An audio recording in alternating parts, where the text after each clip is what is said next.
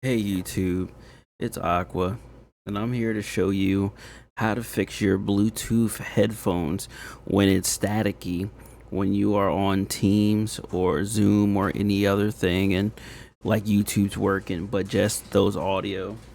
So what you're gonna want to do is you're gonna go to your start menu, and you're gonna want to type in Bluetooth.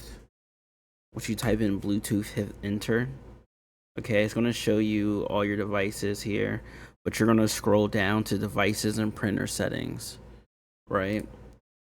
And then once you go there, it's going to show you your devices again. Okay, you're going to want to right click on your headphones, the ones that you're using, and then go to properties. And then once you go to properties, go to services. And then in here, uncheck hands-free telephony and unknown service. Just uncheck both of those, and then hit apply. So just uncheck hands-free telephony and unknown service, hit apply. Okay, and then try it again, and then it should work after that. Don't know why those two in particular, but those are it. All right, let's get it. Let's go. I'll see you on the next video.